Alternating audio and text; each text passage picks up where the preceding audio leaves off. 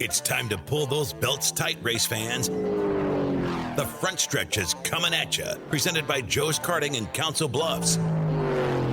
Now, here's Dan Taylor and Dirk Houston.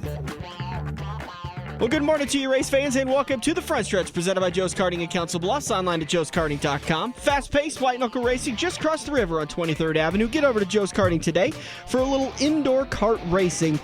Racing by the river, joeskarting.com, and online. Once again, karting with a K. Big news coming out of the local dirt scene as a long-standing touring series powered by IMCA has been acquired by a local series, Dirk.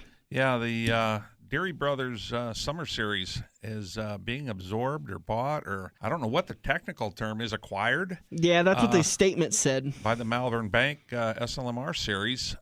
We'd heard some rumors to this, something like this about a year ago. Wasn't exactly this, but something along those lines. Details are sketchy. I mean, IMCA's made the announcement. We haven't heard anything locally from Joe or Steve Kaziski, which basically own the Malvern Bank Series. Mm-hmm. But I'm sure they'll be making some announcement, and we hope to get them on the show here in the next couple weeks so we can get it all cleared up. And maybe they're still setting details on exactly what's going on with this whole acquisition. Yeah, I know to your point, Jay Burdick had been kind of talking for years that he's wanted to expand the series, and I know that one of the big linchpins to the Malvern Bank Series is that it doesn't go much past 200 miles from I-80 Speedway. Yeah, that's always been their travel deal, and that's kept the drivers happy. I know that Joe and Lisa and Steve have always been pretty apprehensive about expanding the series because that just means more travel money, and that means more expenses and more this and more that. So it'll be interesting to see what this exactly unfolds to. Brett Root, the head of IMCA, said that he firmly believes that late model touring series across the Midwest needs unification. Couldn't agree with that more. Well, this is back in the cycle of the way everything works. Back in the late 70s and 80s, you could go race late models all over the country, except nobody had the same rules within 50 miles of each other. Yeah. And then NASCAR came in with the weekly racing series and unified the rules nationally, kind of what IMCA's done with their modified rules. Right. And it's gotten way out of hand with a lot of these late model touring series. Yeah.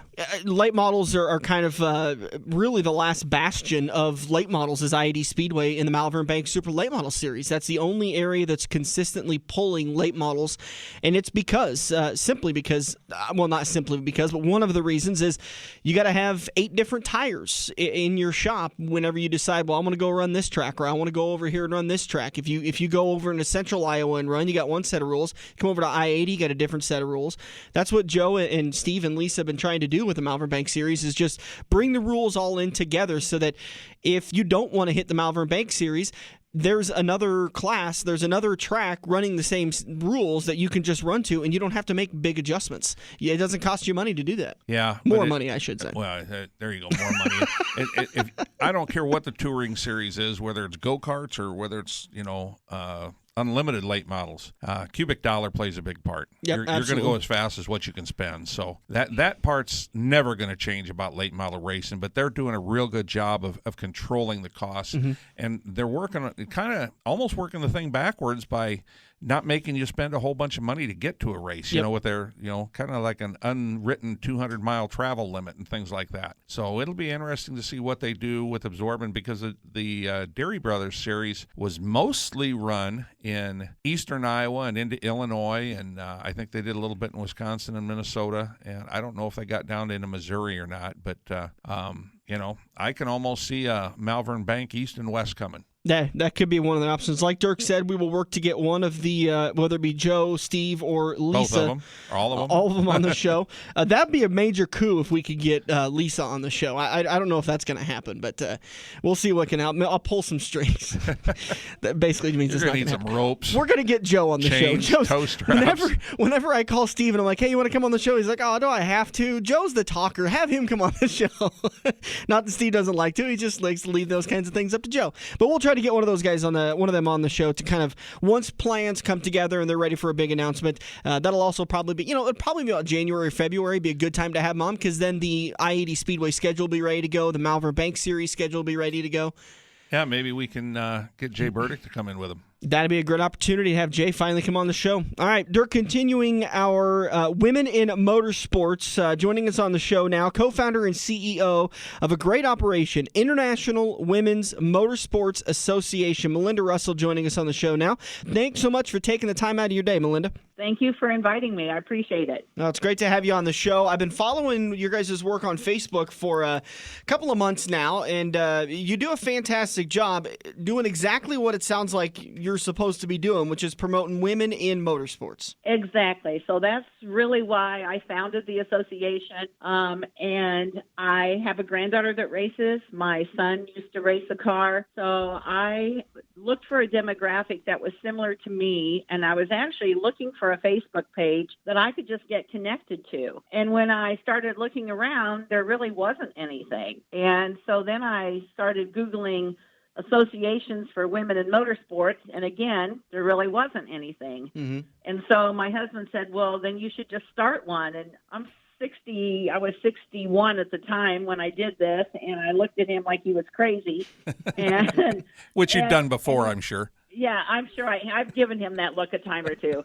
And he said, you should just do it. So I put a post on Facebook on a Sunday afternoon and just said, I'm thinking about starting a project involving women in motorsports. If you're interested or you know someone that would be, tag them here. And by the end of that night, I had 100 people that had responded. And by the end of the second night, I had 200 people. So I decided maybe it was something that there were other people interested in besides me. And so I started growing my followers on Facebook. I have a publishing background. So I decided I was going to do a digital magazine all about stories about women in motorsports. So we've done a digital magazine almost every month. We skipped November. I had a family emergency that my son passed away, and November was not a good month. So we skipped November, and then we're actually going to skip February because I'm headed to Daytona. I'm going to do some live videos and some live interviews and things while I'm there. So that's going to replace the magazine in February, and then we'll have another issue come out in March. So we do a magazine, and then I do a month or a weekly podcast.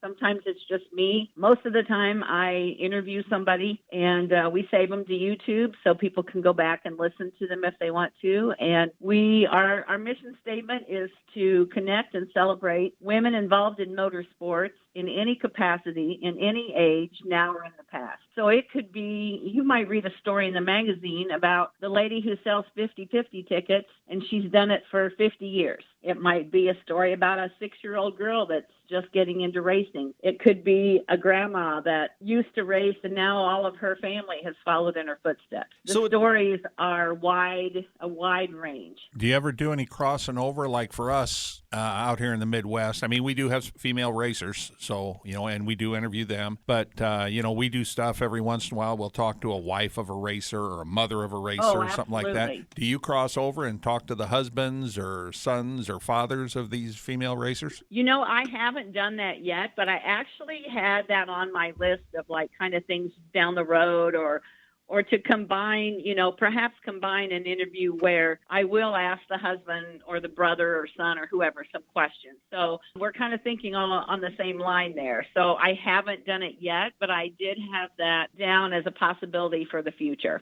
Do you mostly focus on certain series or certain classes, or is it anything in motorsports, from drag racing to circle track, NASCAR to motocross? Everything. It's every kind. If it has a motor and it races, it could be boats, airplanes, motorcycles, cars, trucks, anything that has a motor that races, and it can be anybody involved in it. So like I said, the driver, the crew chief, the car owner, anybody, because as we know, it takes everybody to make it work. So really, there's no limit. I mean, when I first got started, I obviously was aware there were a good number of women in motorsports, but I really had no idea at the scope of women.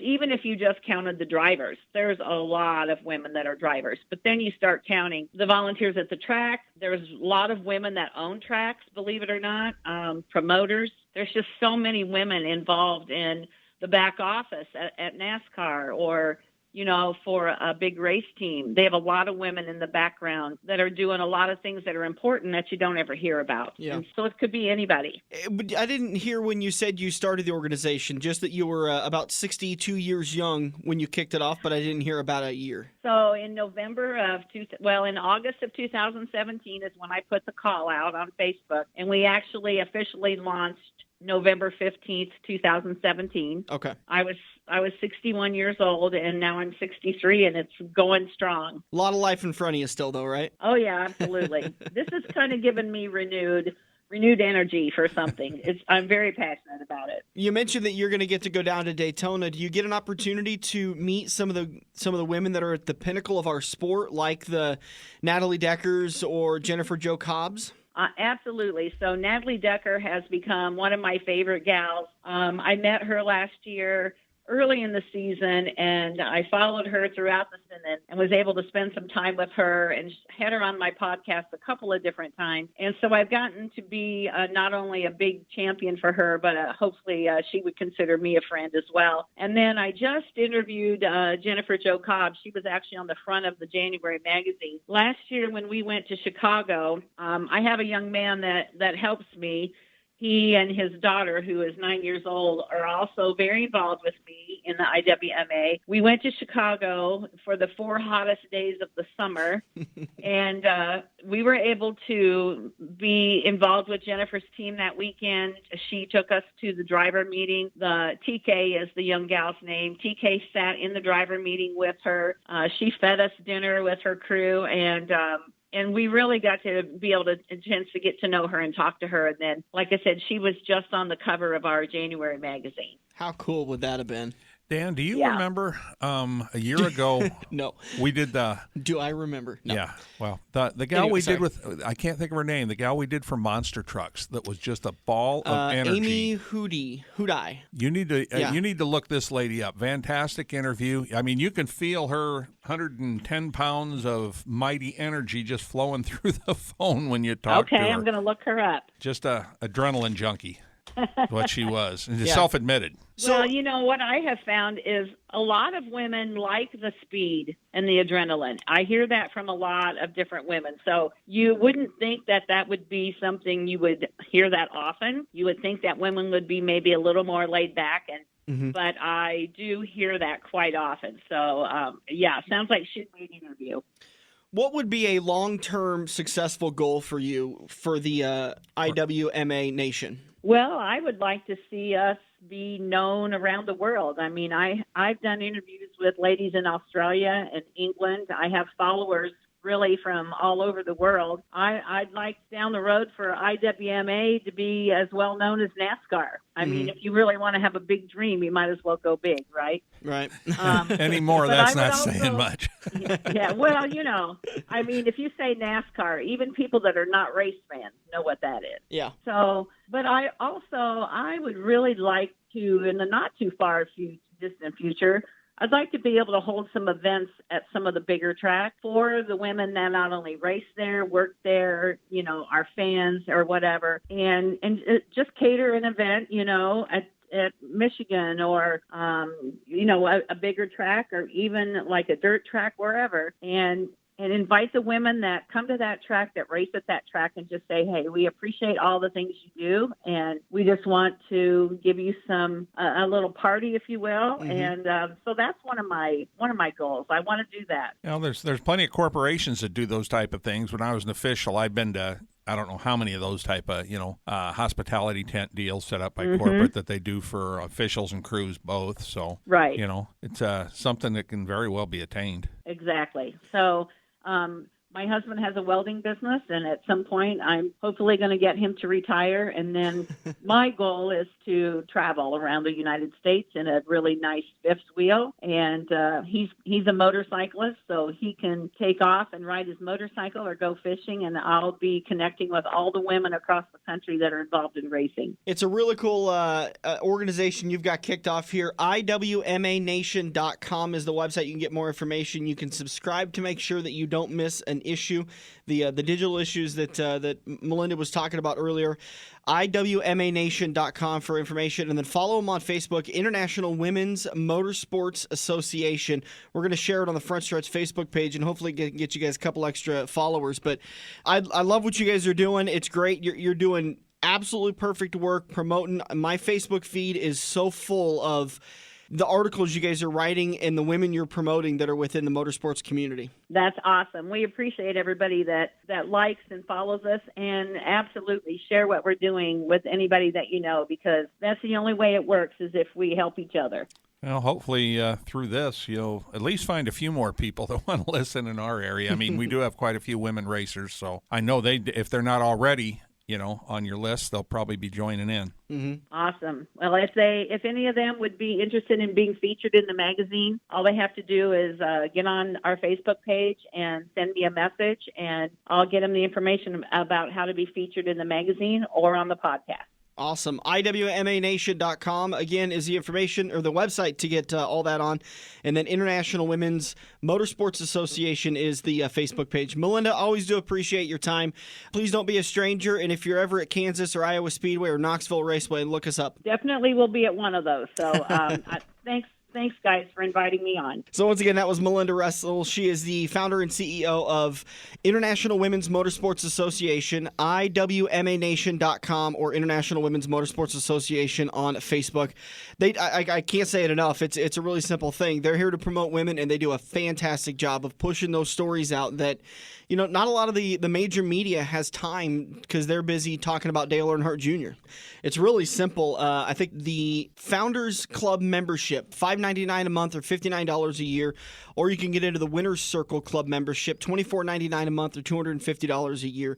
There's some great benefits with that, and mostly it's just helping to promote women in motorsports, and that's something we could all use. Yep.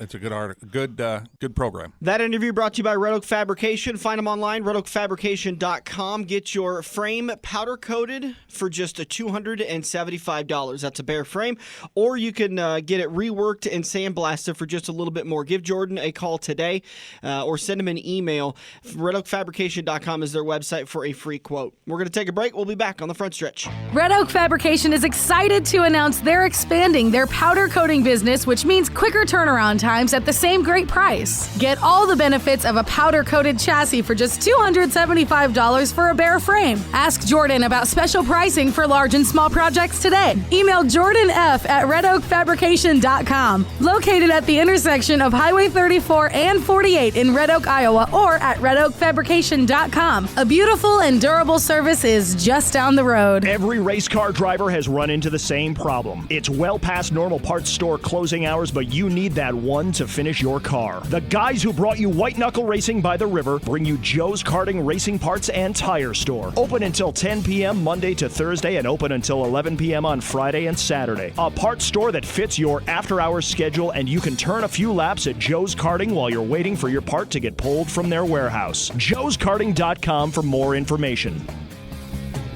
We're hooked up in turn 2 and still showing the green flag on the front stretch. Welcome back to the Front Stretch. Rolling into turn number 2, brought to you by DirtOnDirt.com. All of the action for St. Louis, the Dirt in the Dome. The big race down in St. Louis is available at DirtOnDirt.com. If you can't be there in person, make sure you are watching on DirtOnDirt.com, the exclusive home for the Gateway Dirt Nationals. Once again, DirtOnDirt.com, all your action for late models throughout the country. Not just in December. They'll take care of all of your Lucas Oil late models, all of your World of Outlaw late models, and they've got the broadcast for the Silver Dollar Nationals in 2020. Thanks again, everybody, for coming out to Quaker Steak and Lube. It's all-you-can-eat wings on Tuesday nights. Make sure you join us as we're going to be continuing to do all of these recording sessions. Joining us on the show now, the fastest trash hauler in the Midwest. Yep. I can only surmise why you got that name, and I hope it's because you own a trash service. Right. Abe's Trash, that's what I worked there for a while and then married their daughter. So you got to inherit the family business. No, just the name a little bit. Okay. That's got to be one of the tougher jobs. I give you a lot of credit because a buddy of mine was a trash collector for about 2 months and just said, that's it, I've had enough. You guys literally no pun intended, have the crappiest job in the world? Well, actually, mine's even worse because I started up the portable restroom division. Yeah, you drive the honey wagon. Yeah. My girlfriend one day goes, "Why do they call it a honey wagon?" And I said, "Because it's just kind of a play on it.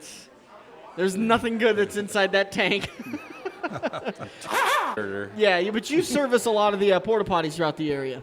Yeah, that's what the company, I'm down to just one other guy, really. Yeah. Well, good deal. We're talking with John Klabunde, finished third in the points for the Nebraska 360s. I think the story for you in your 2019 season is consistency. When you were at the track, you guys had a consistent season. Yeah, just showed up. How long you been doing the racing thing, and how long you been with the sprint cars? Well, 7 years old, I started racing go-karts, and that was a long time ago, 40 years ago. So, and then raced go-karts for a long time, the mini sprints or micro sprints, they called them, for quite a while, and then got a good deal on a sprint car, I thought. And then you thought? I think that was about 2004 or 5, and that's what I've been running 360s since then. 410s at all? Nope, I never had. Just the 360s, and then I'll race the midget once or twice a year. Yeah. So I take it starting that early in the 360s, you were down at Eagle for quite a bit? Yep. That's really the only place I ran for quite a while, and then John was a former track champion at Eagle Raceway. Okay, thank you, in Sam. the 360 division. In the 360 division. Yeah, I think that was 2010, I believe. Yep. Yeah. Okay. Did you ever go over to Knoxville and race over there? I hadn't until just a few years ago. Yeah. And did you go over for a weekly show or the 360 Nationals? It was just weekly shows. Yeah. That's all I had been there for. Mm-hmm. Yeah. Talking with John Klabunde, finishing third in the points this year. A couple of memorable moments in the season, or is it just kind of every race for you is a memorable moment? Yeah, they kind of run together, it seems like, a lot. I get between this year and last year, I always forget about which one was which, but I don't know.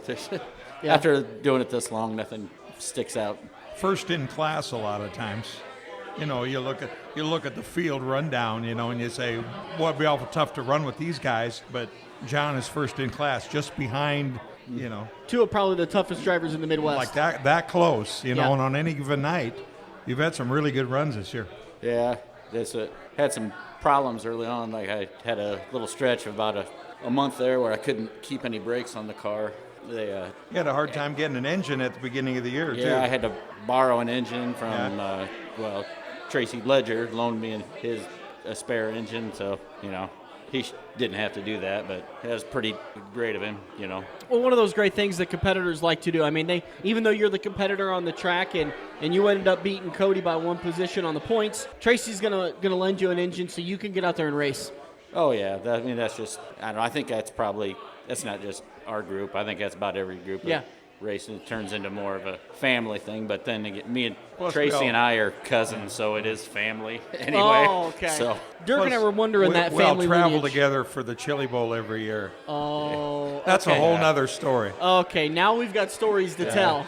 We've got dirt on each other, so we got to be nice to each other. I think that's really what most of it is. I got to imagine there's a lot of people in the racing world that have dirt on Tracy Ledger. What happens? Including that guy down there. What happens in Tulsa stays in Tulsa. Mostly it's cirrhosis of the liver, I think. Yes. I hear there's a margarita machine or a frozen slushy machine. Oh yeah. That's nationwide. Yeah. I'm more well known for that than any of the midget racing that I've done. And I work harder on the slushy machine than I do the midget.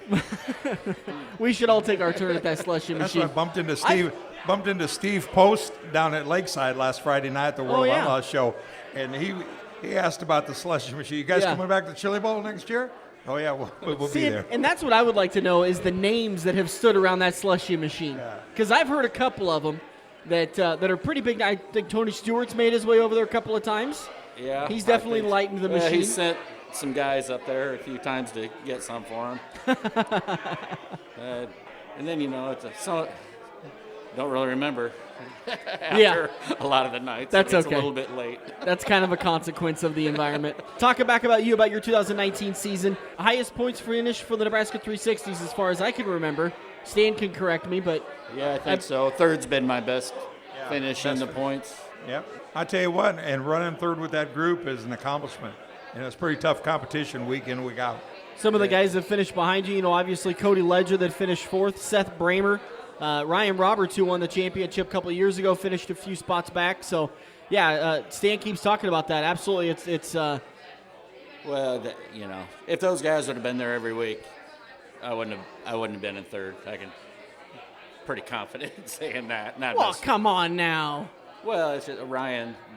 He's badass fast. Cody's badass fast. There's just Drukey. Yeah, well, I don't know. Drukey only ran a few nights, but I think he won most of the nights he ran. He won the last one.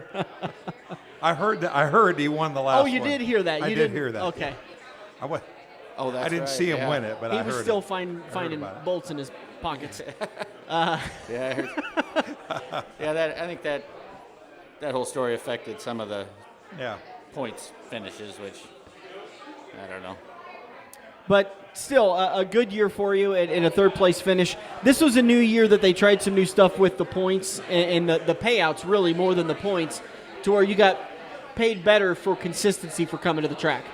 Right, yeah, they did the loyalty money, which, all money helps. But, I was going to be there anyway. I feel like I need to try to support our group as much as I can. Yeah. So. And it's got to be tough running a business and getting to the racetrack.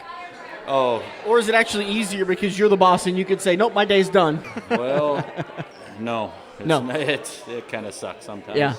Yeah, people. But I got to plan ahead. Then I don't just have, one boss. It's just seems like every time the phone rings, one of my new bosses is calling. Yeah. So it's just anybody that has their own business understands that you do what you got to do. Yeah. There's been nights where I've left the track and went home and went back to work. Huh. Then, got up early Sunday mornings or, drove back. Yeah. Like last year, I drove back from Jackson and headed to work, right? No sleep. And that's without crashing anything. That's just getting ready to go for the, next night on. I got a different situation than some guys. A lot of guys like the multi-day shows, but a lot of time it gets to be, those feel tougher on me than the once a week. Well, especially when you don't sleep. Yeah. I find I used to be a lot better at going without the sleep. It gets harder the older you get. Yeah. How old are you? I'm old. I'm 48. Oh, I was going to say 43 or so. Yeah. No, I'm these two guys down there are getting mad at you because you're saying you're old. I'm not old. For a sprint car driver, I'm old. To be 48 again. Yeah. Well, who was it that just quit racing a few years ago? Glenn Roby, right? Yeah. 80-something. Yeah. You can still do it. You got the money. Off to that guy. Yeah. It's not so much now the money; it's the drive to do it. That gets to be the tougher part. How's the wife get involved in the operation? Does she help you with your stuff, or are you kind of a one-man show?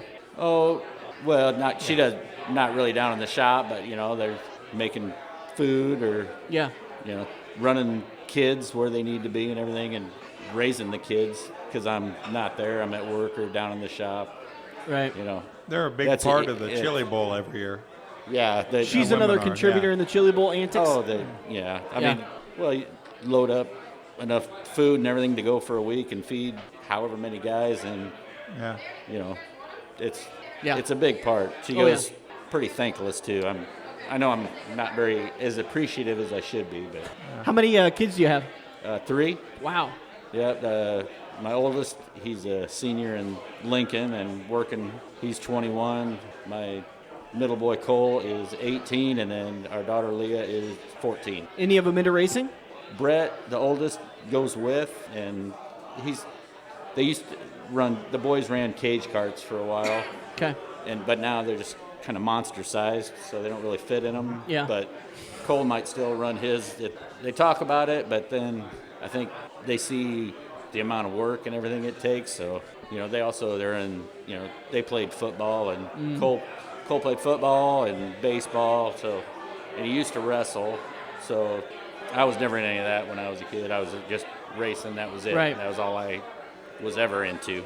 And run me back through it. Was your dad into racing? Is that how you got involved? Yeah, my dad ran, they're called micro sprints or modified midgets. Yeah. And and actually my dad and 2 of my uncles all raced them when I was little. And there used to be a track over in Carter Lake, and there was a rule that you had to be 16 to get in the pits unless you were racing. So that's how I got into go-karts, so I could get in the pits. Oh, okay. Kind of a fun way to fall in there, finding a loophole and getting in. Yeah, so It's a race. I don't know. It's good, and sometimes it's bad. I don't know. Definitely a racing family. Yeah, that's our whole family. For a while there with the mini sprints, there used to, in Waverly, there's the micro sprint track. I had 2 uncles, my dad, Tracy Ledger raced one, I raced one, Terry Ledger was racing. No I think kidding. there was, and then Cousins, yeah. Jerod and Rocky were they called the junior sprints. Yeah, junior sprints. So, it was like a family reunion every weekend there for a while. How many years. fights? Just a few. Just a few, okay. A lot of. There's usually a fight or two at a family reunion. Yeah, they usually wait and bring that up at Thanksgiving. We've been talking with John Klabunde, finished 3rd in the Carpetland, Nebraska 360 Sprint Series. John, make sure to thank some of them sponsors and help you guys get up and down the road. Oh, the Abe's Trash Service, like I said, that's what they've been helping me out since my mini sprint days. Then Calhoun Oil, he's been helping me out since then too. And then Ostrich Racing Engines helps me out. And then other than that, the fine folks at Visa. You got one of them racing credit cards. Yeah. Yeah. That's how the wife helps me. She reminds me when I'm done with that. She's maxed out. You're done buying parts. Yep. What chassis do you run? Mostly I run Eagles. Yeah. That's what I've always ran. Yeah. And so my engines I've been getting done by Ostrich Racing Engines. Lee turned more of a buddy than a business partner now, so that's went well. Good deal. Plans for next year? Are you going to continue running the 360 series? Are you going to maybe talk about winding the career down a little bit? I always talk about winding it down, and then race season comes around. Yeah, racing comes around, and then I get too busy to think about quitting. Yeah. And then I don't know what else I'd do anyway. Everybody I know is at the racetrack. Well, you might come and not spend as much money. I shouldn't say that, because then you might retire and actually have that Visa bill paid off. Yeah. Not yet. I'll for sure run the Nebraska 360 series next year. That's really the only thing I have planned. All right. And then the Chili Bowl. And I know you have a racing page on Facebook, John Klabunde Racing, I believe it is. I guess. I found it today, so. We'll say sure. I'm not as up on that as it probably should be. Yeah. I think that's one of the wife kind of takes care of that, but I'm glad she pays more attention to the kids than that, so I'm okay with that. John Klabunde, appreciate you joining us on the show. Oh, thanks for having me. We're going to take a break. We'll be back on the front stretch. We all have that coworker that runs their mouth off at how great they are. They shot a 5 under par, 95-mile-an-hour fastball, bench press 375, brah. Wouldn't you love to shut them up by schooling them at Joe's Karting? Council Bluffs' premier indoor karting track, professionally designed so each corner is your opportunity to embarrass your coworker. Call Buddy for your next company outing at 712-256-5278. Joe's Karting, white knuckle racing just across the river on 23rd Avenue next to AMC 17. If you love wings, if you love rings, and all kinds of other tempting things, great times, great food, get to Quaker Steak and Lube. Quaker Steak and Lube is the official watering hole of the front stretch and the home of MAV TV, featuring action from the Lucas Oil Late Model Series. Great times, great food, get to Quaker Steak and Lube. Located on Mid-America Drive in Council Bluffs. Feather the brake and get back to the gas. Dan and Dirk are headed into turn 3 on the front stretch. Welcome back to the front stretch. Rolling into another Red Oak Fabrication interview. Don't forget, if you're getting your car ready for the 2020 season, don't overpay for powder coating. Just down the road in Red Oak, Iowa, you can get a full chassis powder coated for just $275. That's a bare frame, and you can get a powder coated for just $275. And I think the guy sitting next to us talking to about his Sport Mod Track Championship probably took his chassis to Red Oak Fabrication. Jerod Weston joining us on the show. Do you run an Edge chassis? Yes, sir. $275. They may have charged you extra because you. I think I paid like $400. What the heck? You got a little reputation around the town. People like to. I'll strip it down this winter and take it back to him, make him do it. Yeah, driver of the 86J machine in the Sport Mods. Raced at Adams County Speedway. Obviously picked up the track championship there. Good run for you there for 2019. Where else did you run? That was about it. I think we ran I-80 maybe twice. Other than that, yeah. Oh, we went to Boone. I think I was the first guy Super to get black flagged at the Super Nationals. I didn't get an award or nothing for it, but you should have. I think I was the first guy. I was Heat 5. What did you do? I might have wrecked a guy. Oh, okay. I went in a little hard. She didn't slow down as much as I thought. So, yeah, I might have dumped him. He might have made me mad going down the back straight. I don't know. It was Boone. Anything could have been happen. Anything. Could have been anything. Throttle stuck. We'll go with that. You fessed to nothing.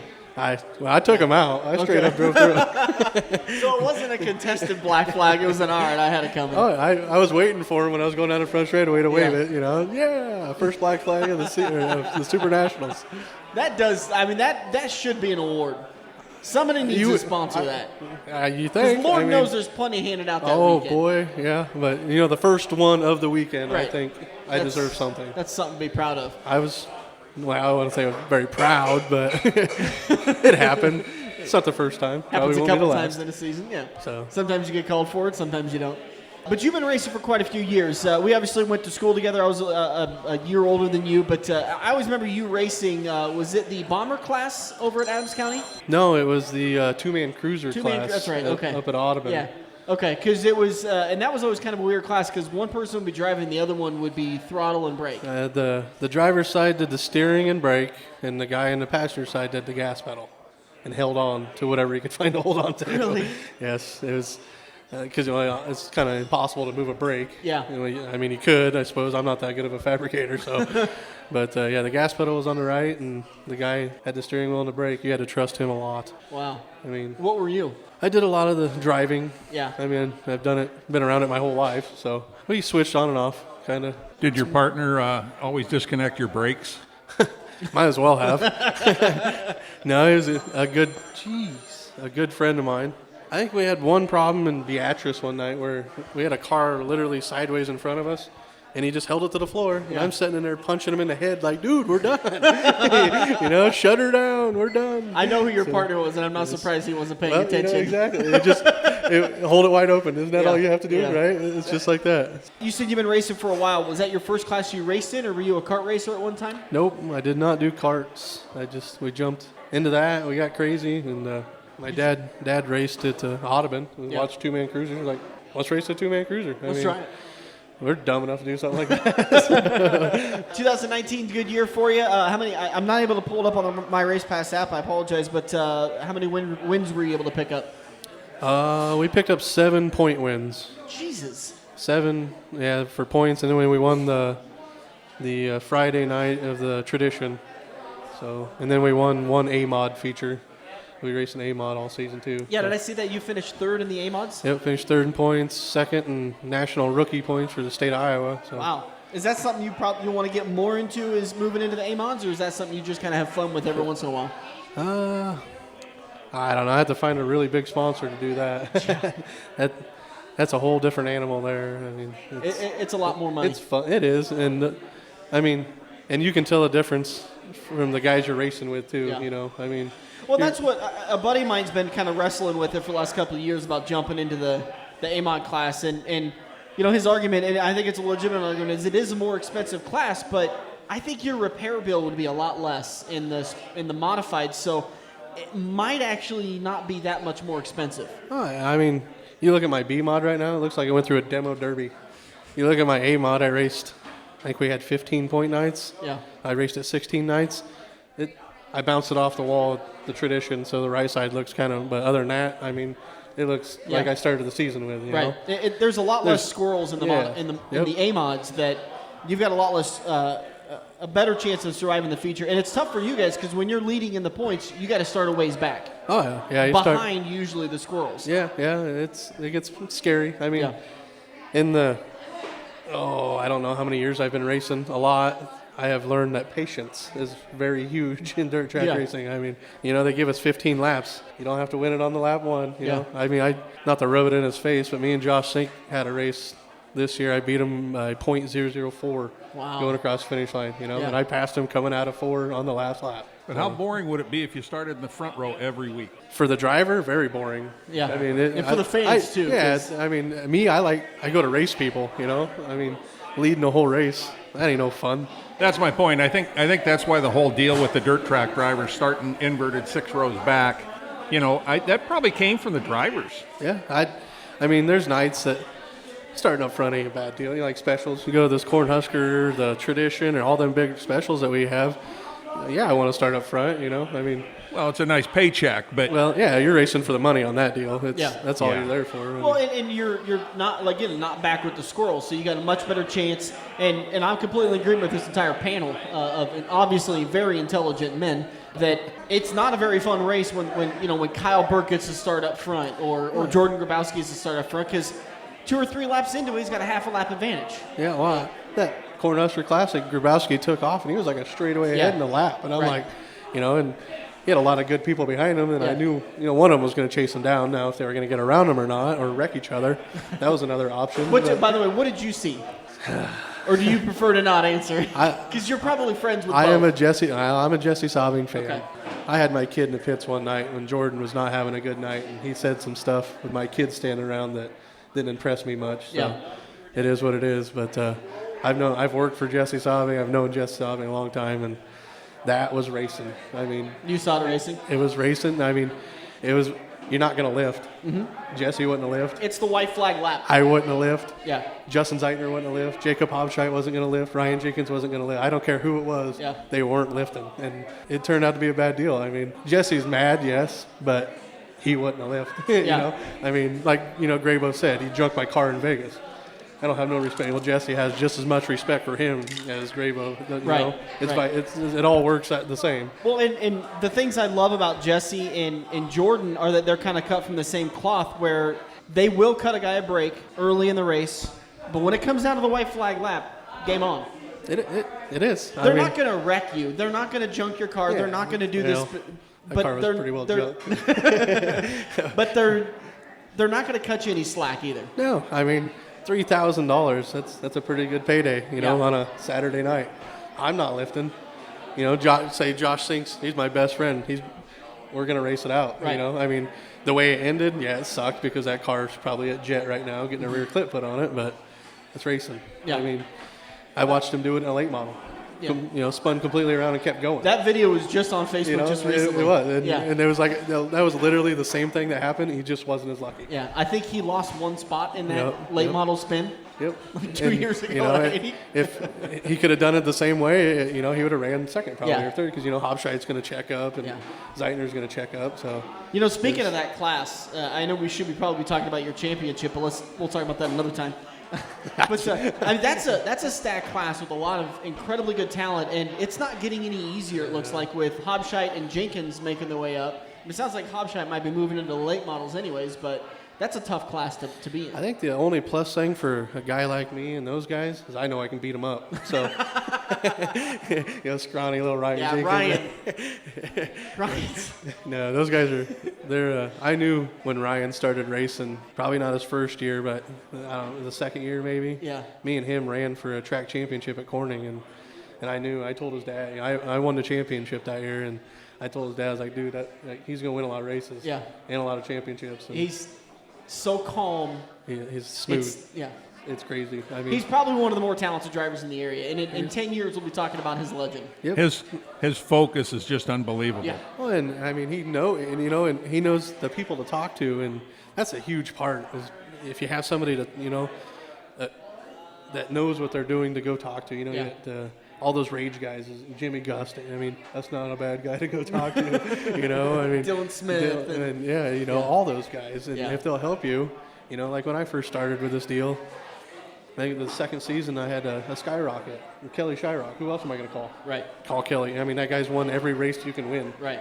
And great help, and that's what makes it like this Edge chassis. Josh Mose is awesome help. Yeah. He's also, I think Josh is one of the better chassis I'm going to have a tough time saying this correct because it's going to insult other chassis manufacturers, but Josh is just very on the spot with helping with everybody out. And I think he's mentioned on the show before, he limits the amount of chassis he sends out so that he makes sure he's not overtaxed on helping drivers. Oh, yeah. I mean, do you want 100 guys calling you all week long?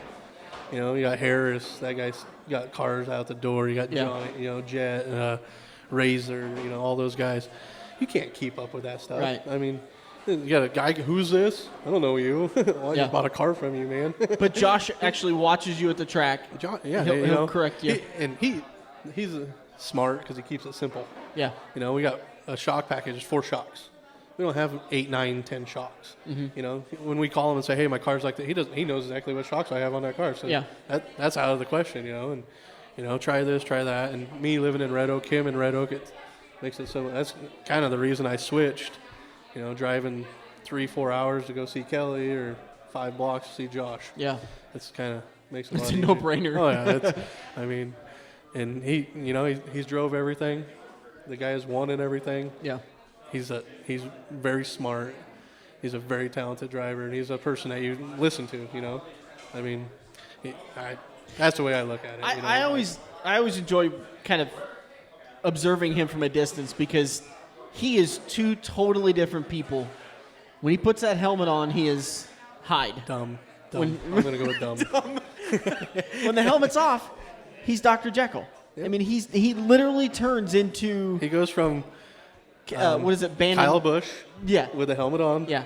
And Joe Blow, Josh Mose from Red Oak, Iowa with the helmet off. You'd never guess that was that guy that got into a fight with Anthony Roth about 18 different times. Yep. He's gotten he's in not fights very with big either. I mean, you look at him, you're like, I'll take him. That's one thing I've always been impressed with him. He's never backed down from a fight, but he's in the same boat as Ryan Jenkins. Yep. I don't think Ryan would do half of that stuff. Right. But yeah. I may have saved Ryan a few times. Ryan's a good friend, and so is Josh. But talk about your points battle with Josh Sink. You mentioned it. You guys are good friends. You're both running Edge chassis. You guys are both probably at the top of your game in your career right now. That had to be a fun battle between you two this year. Yeah. Especially since you came out on top. Well, of course. It's always better when you come out on top, right? I mean, he struggled. He bought that new car, and he did not like it. He struggled with it all year, and I mean, I'm impressed that he finished second, to be honest with you, because he hated it. He wanted to go to California and get his old car. Yeah. He did not like it, and I just kind of cheated in a way, racing with the A mod, because I kind of knew what the track was going to be like every time I went out. I'm racing 2 cars, and they're 2 total different cars, but I knew when you're making laps in that modified what it's going to do in the sport mod. I think there was 1 or 2 nights where we raced the A mod before the B mod. Well, I knew going out. I was like, I know exactly where I'm going on that racetrack. I know what my car's going to do, and I think I won both those nights. And I had an advantage. I knew where I needed to be on the racetrack right off the bat. Yeah. Instead of searching around, and I could drive to where I wanted. I knew the car what it was going to do when I put it where I wanted it, and that was an advantage. I mean, not everybody gets that, gets to race 2 cars a night. Yeah. I don't think anybody would want to after that. That's a tiring deal. But especially, were they back-to-back races? No, they were very nice this year. That we never did a back-to-back. So there was a couple nights. I think it was the last night. I didn't even want to race the A mod. I was over it. I couldn't get it to work, and we were sitting there talking in tech, and I looked at the tech guy, and I was like, I gotta go race. Totally just spaced it off. Yeah. And I ended up jumping in a car and winning the last feature of the season there in the A mod. So it worked out pretty good. But that was, we were all talking on the front stretch, and they're like, "Hey, you're asking me where the moisture is and this," and I was like, "There ain't no moisture out there, guys. None." And I was lying. I was lying so bad. Oh no, I wasn't. I had one more chance to win a race there, and I was going to take full advantage of it. And I did. I ended up winning it, so it worked out pretty good. Yeah, I couldn't imagine you would ever give him anything. Oh no, I mean, Jesse Dennis sat behind me going, "Hey, where should I go?" To the top. Yeah. There's absolutely right where Jesse Dennis always just go where you normally there was go. Absolutely nothing at the top, but go to the top, Jesse. He had to have known he's BSing me. Oh, he figured it out. Yeah, eventually, but too late though. But yeah, that was a good night. That was a fun night. So. Do you want to go more Amon? Yeah, it's so. I mean the money of it is what scares me. I mean, that B mod, I can run 3 nights on a set of tires. That A mod, you're not running 3 nights on a set of tires. And if I wreck it, the rear end's got so much expensive stuff on it, and the motor's more, cost more, and it's an Edge chassis too. So I have a lot of parts for it. It just the transmission's different, the motor's different, the rear end's different. Yeah. That's the most expensive part of the whole thing. And I'd like to, but money wise, we'll see. You're gonna need a couple more sponsors and stuff. I'm gonna have to get rid of one car. Yeah. So they're both for sale. Whatever one goes first, I'll race the other one. What's the wife's role? Does she come and help out at the races? Because I don't think I've ever seen her at I-80 when you come out there. She actually was in the pits this weekend. Yeah. With me. She videos. She does all the videos for me. I like to watch. That's another way a lot of guys do stuff is watching the videos. I watch to see what the car's doing. If I go out and run 10th or 11th, why was my car that bad? And I can go back and watch and see what the car was doing. Do you have a GoPro inside? No. Do you think that would help? I feel like that would be a tough one to be able to give you an advantage. They're cool because I had one on my helmet and it was right at my hands and I could watch my hands. Okay. And Josh Sink would come over and watch it and he'd be like, dude, you don't move your hands at all. I'm in there sawing on the wheel, throwing my hands around, and I just barely move your hands. You know? And it was cool to watch, but half the time I had it on upside down, and you're trying to watch it on TV. Just turn the TV upside down. It was, and it was just I have other things to be doing than worrying about my GoPro. So, I mean, to me, it's still the racing is just a fun thing for you. You want to be competitive, you want to win, but it's more about just having a good time. I'm not going to go to the Super Nationals and sit on the front row and all that fancy stuff. I can run good at my local track, and all the people that sponsor me go watch me there. I don't go run around and think I'm gonna. I used to be good at I-80, but I quit racing there so much that I struggle when I go there now because I don't race there every week like I used to. Isn't that kind of funny how that changes? And you ask anybody, like Jesse Sobbing stepped out of the car for a while and he goes, I suck because I'm not in the car all the time, Because you got to get back in there and get the feeling for it. Look at Chris Abelson. You don't hear him much. He's out of the car. He's not racing as much. He's not as fast. Yeah. Is there a Goldilocks zone of amount of nights you've got to race at a racetrack to be good? All of them. Yeah. I mean, if you can go race, go race. Yeah. I mean, I don't care if you're just starting. I mean, I understand it costs a lot of money, but if you have the opportunity to race as much as you possibly can, do it, because that is going to be what makes you good.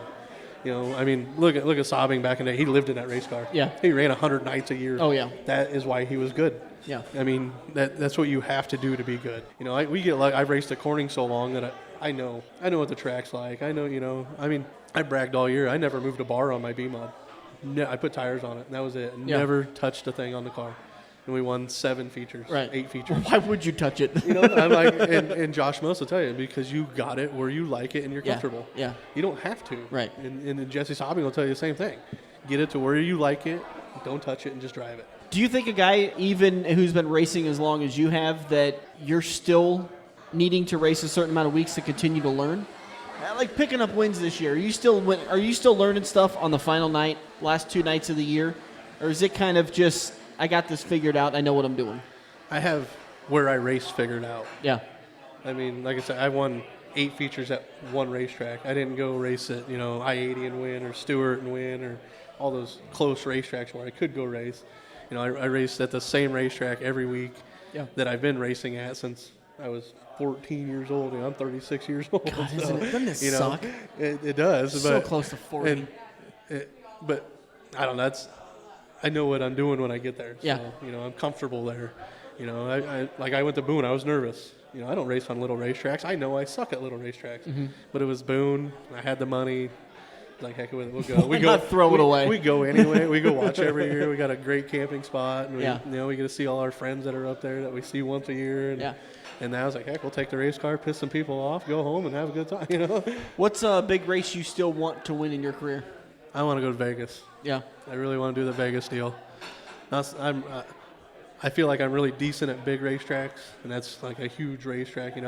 We've ran Knoxville before and did pretty decent, and I want to try that Vegas deal. Knoxville ran a sport mod a couple years ago, didn't they? A sport mod race? We did the Harris Clash. Okay. I think was the first one we went, and then we did that the dynamic driveline race. Yeah. We won a heat race, and I think we finished like 10th in the feature. We didn't really have the setup. Yeah.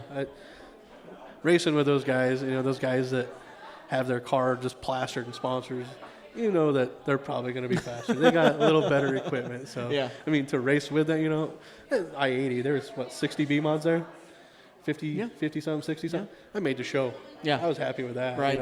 Right. I mean, that's enough for me to brag. Right. Some people are like, oh, you finished 13th. I don't care. I made the show. Right. I mean, on that racetrack, I made the show. Did you qualify for the A out of the heat, or did you come out of a B? I think I passed one car in the heat, so yeah.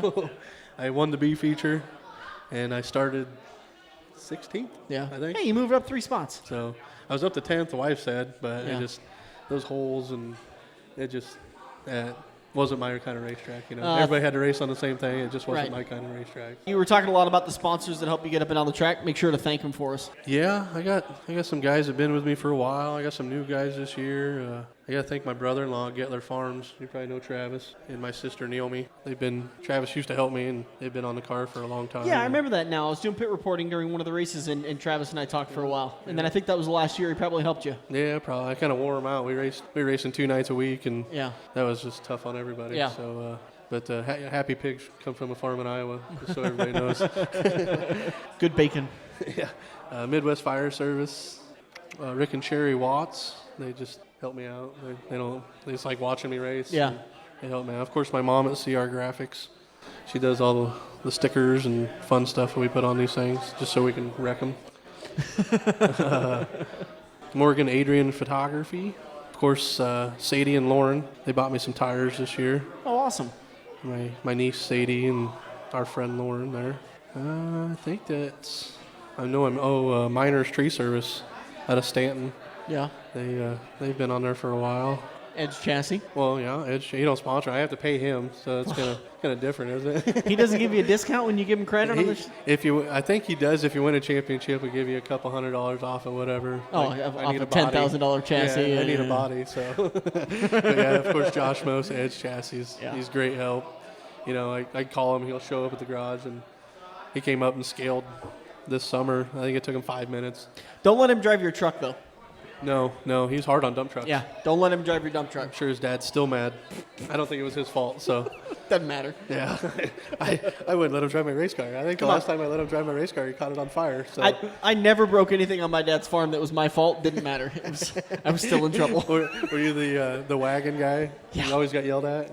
I broke everything on that farm, but it was never my fault. Was the funny thing. Yeah. I don't know. It just slipped into that high gear. It was weird. Yeah. Oh yeah. I definitely got to thank my wife. My smoking hot wife is what I tell everybody. By the way, I was Facebook stalking just a little bit today as I was getting ready for the interview. You outkicked your punt coverage there a little bit. My what?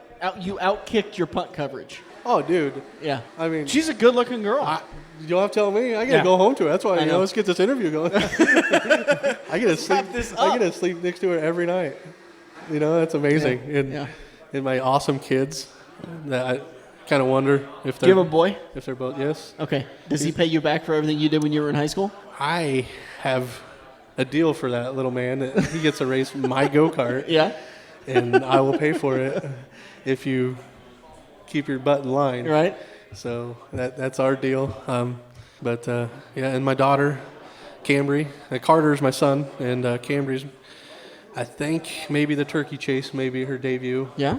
We might throw her in a go-kart. Man, you're going to get into this racing thing. They're going to get into it, and you're not going to have money for that's fine with me. I honestly wish he was 14 years old. Yeah. He would race B-mods this weekend, because I'd step to the side or keep the A-mod race whenever I could, but his day's coming. Yeah. I hope, or her day. I don't know. We'll see. We'll see which one goes. She may be the better racer. She's a lot like me. Yeah. Yeah. She's awesome. Is she paying you back for everything? Because that's what I mean. She's one of those people when you wake up, and everybody's got that person in their life that they look at and say, "Man, you're an awesome person." Yeah. She's that person. Really? she's just a bundle of joy. Yeah. I love her to the moon and back, but man, she's something else. She tests your patience? I don't know what I did. I was the nicest kid in the world. You weren't, though. I mean, I did some dumb stuff. I'll admit to it. Yeah, we all did. But we grew up in a small town, and there was farmland. There was. Yeah. We had plenty of room to do whatever we wanted. And that was, we'll only talk about the stuff we got caught doing. She might meet our local cops a couple of times. Yeah. My son's more like my wife, so he's pretty. He'll actually probably be a really good race car driver because he's pretty calm. And like the go-kart, I love watching him because he's smooth. The way he works the wheel, and he's not wandering all over the place. And it's really cool to watch.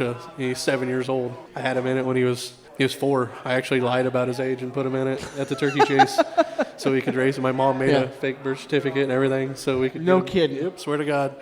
I was like, dude, he turns 5 in February. The turkey chase is in November. Right. And I was like, what's a couple months? What's a couple months? Yeah. And I worked with him. It's not like I threw him in it and said, hey, get her done, bud. Right. We went out. Josh Most made a racetrack, and we beat the crap out of that poor kid.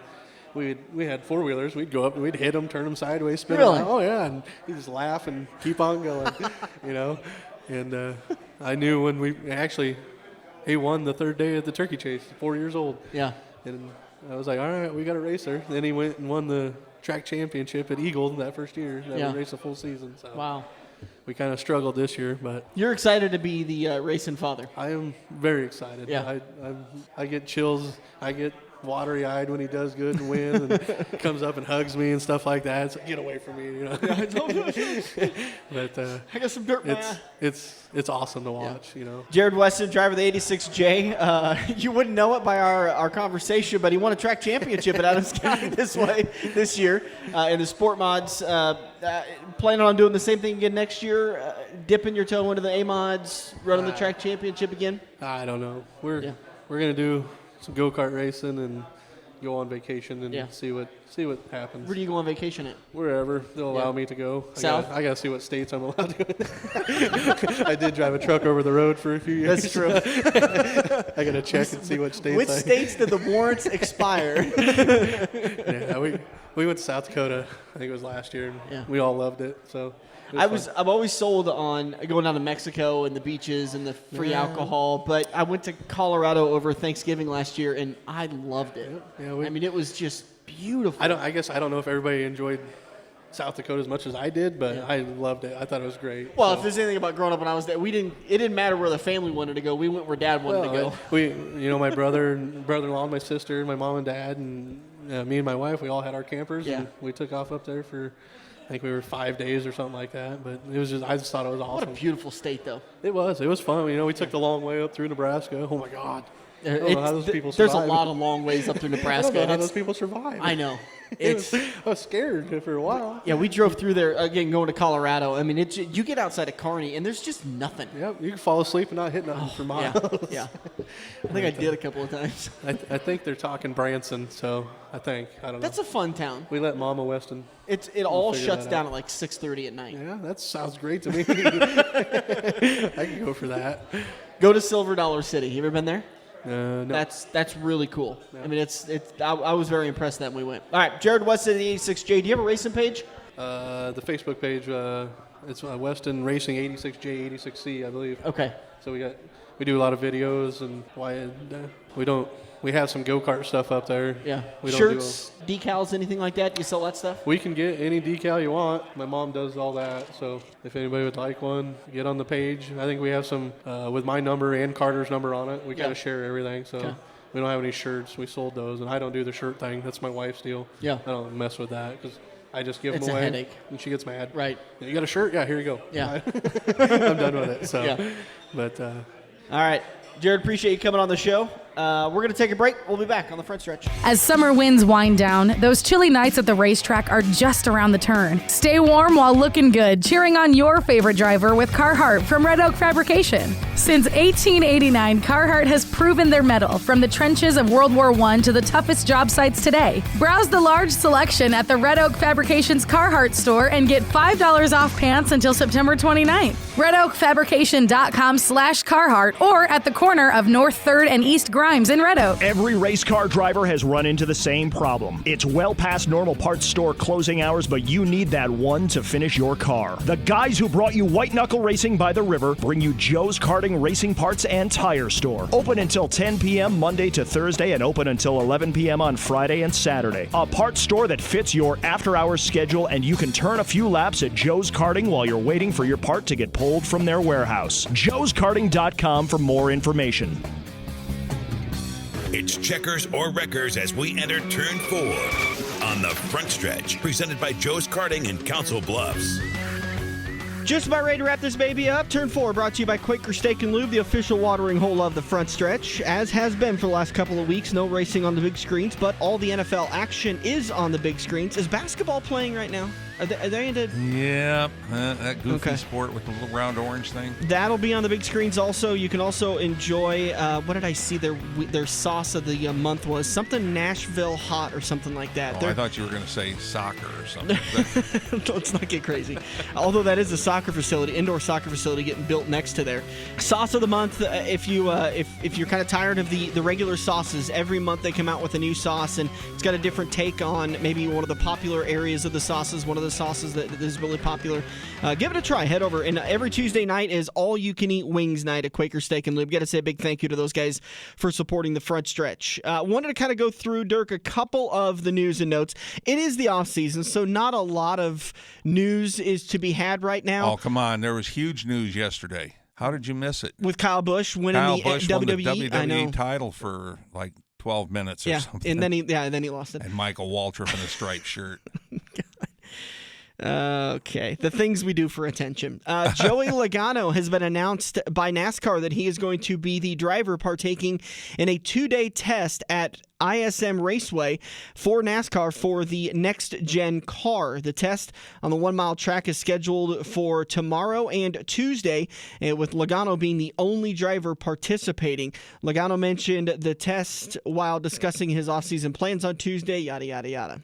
Yep. I also saw that the Wood Brothers are doing a pre-order for Matty D's first diecast with them. Really? Coming out, yes. I did not get into the order side of it. I might have to get into maybe we can try to take a couple out of their inventory for giveaways on the show. Yeah. Maybe I'll message those guys and see what we can do. We can try, or at least get an autographed hat or something. They said that the pre-order they had for hats and shirts and hoodies and everything's already sold out of their store. Wow, great deal there. That's merchandise is going to help move that needle as it needs to move.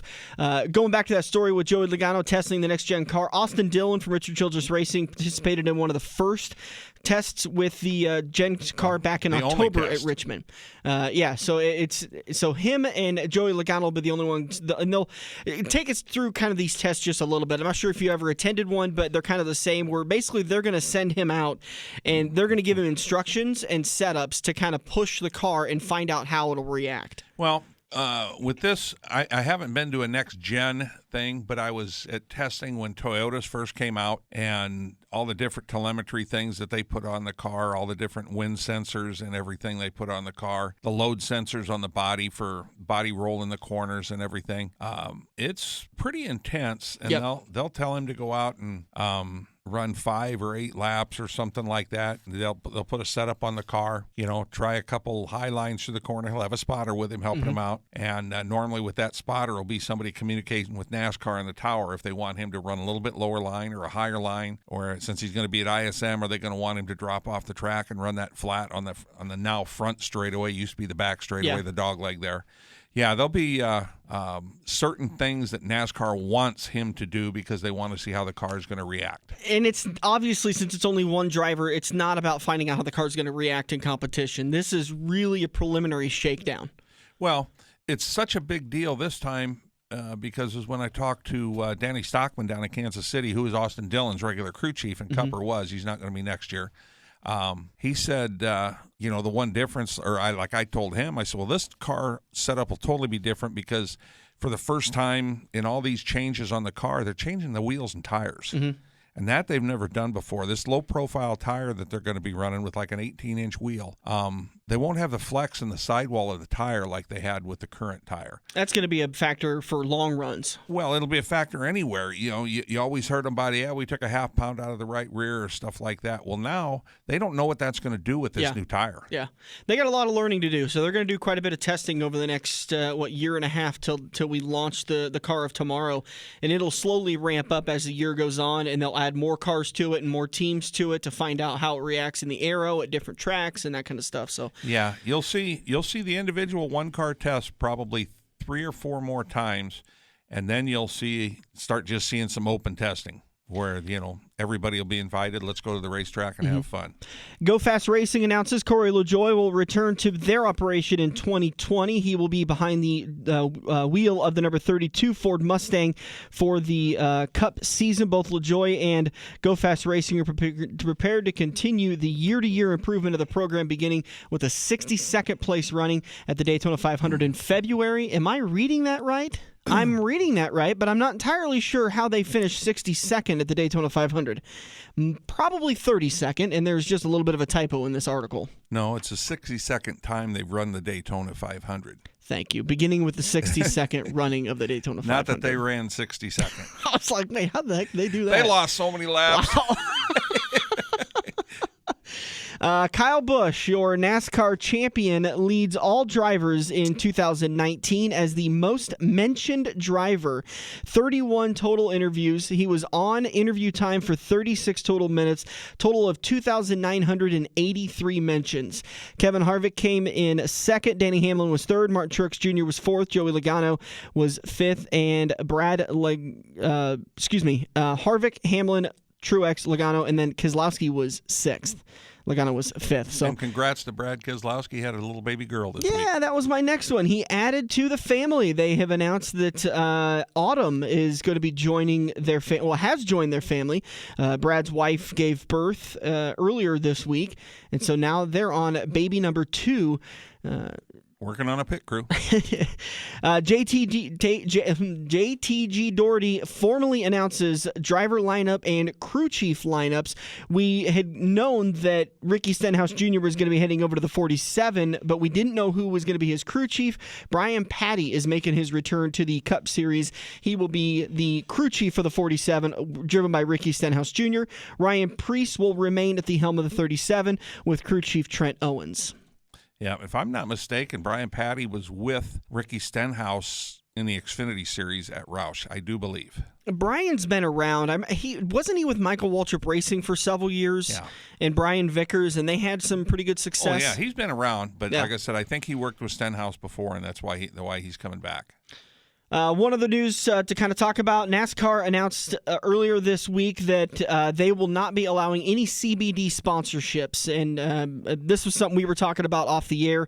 It's something that I think I don't necessarily blame them, because it's one of those areas that, quite frankly, the rules could change really quickly if, there's a change in administration or administration direction. If all of a sudden the president decides we're going to get rid of all this CBD stuff and we're going to ban it completely. Well, let's just look at, you go to a race now and Monster Energy drinks are all over the place. What are you going to have? Little CBD bottles and vials and everything all over the place? That's kind of part of the sponsorship deal. Right. Like 5 Hour Energy is what you're. Yeah. Well, when it was Winston Cup, you could go get free packs of cigarettes. Yeah. Literally, Winston gave every official that smoked 3 cartons of cigarettes at every race. I'm dead serious. It's a good stat. I mean, keep them hooked. And I knew guys that would sit there and complain about it and, give them away, the smokers, because it's, I don't smoke that cigarette. Yeah. You're not going to tell me what cigarette to smoke. And I'm thinking, well, they are kind of paying you, but,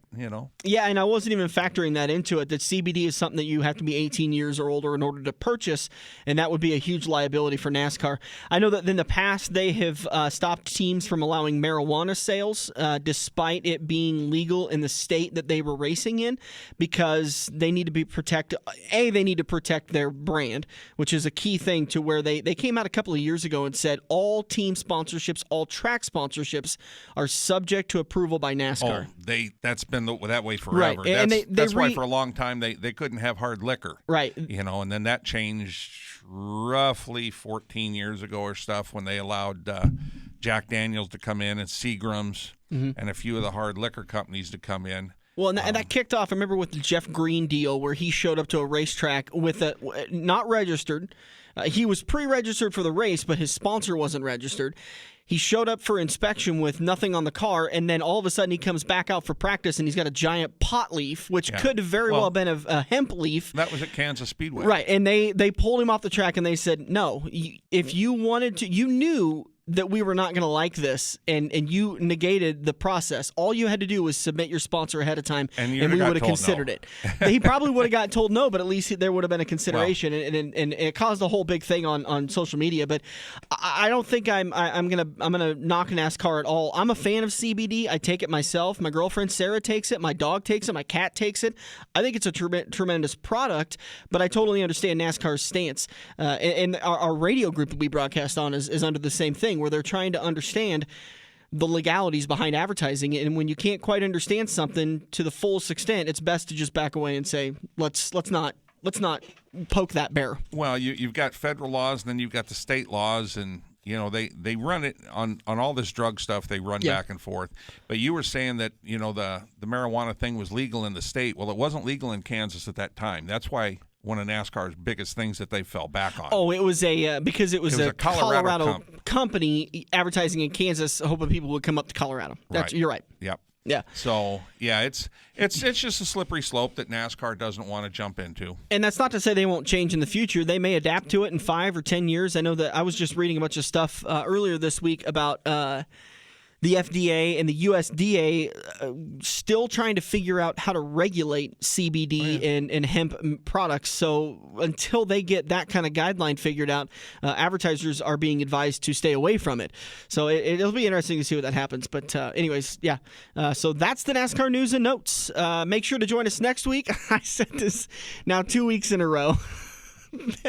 Ben Shelton of the MSR Mafia will come on the show to talk to us about the Gateway Dirt Nationals. I promise we're going to get Ben next week. Actually, I shouldn't promise because I've got a busy week and sometimes things get away from me. But we are scheduled to sit down with Ben and have a conversation with him, get you set for the Gateway Dirt Nationals.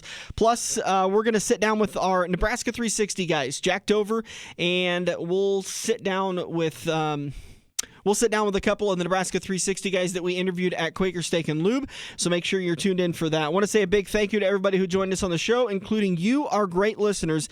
Thanks to Red Oak Fabrication for sponsoring all of our interviews. Boy, Dirk, have you been seeing all the great specials they have on down at their Carhartt store?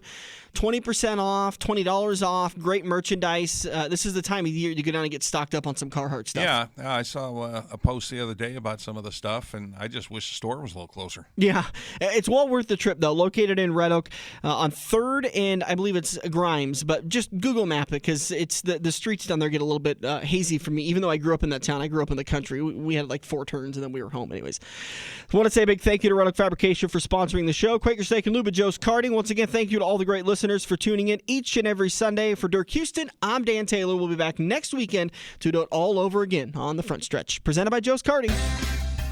The official watering hole of the Front Stretch has you covered any day of the week with the best wings, great burgers, and amazing steaks.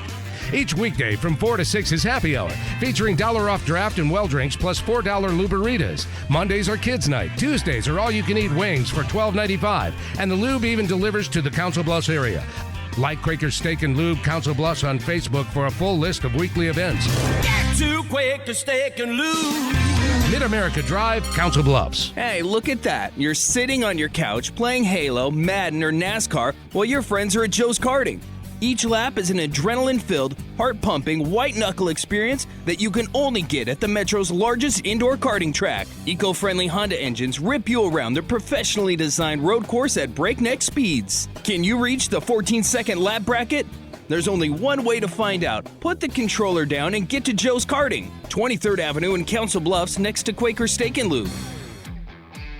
This has been the Front Stretch Radio Show, presented by Joe's Karting in Council Bluffs. To contact Dan or Dirk, find them on Facebook at The Front Stretch or email them at frontstretch590@gmail.com. If you missed any part of today's show or want to hear a previous show, subscribe to the Joe's Karting YouTube page where you can find almost every Front Stretch show.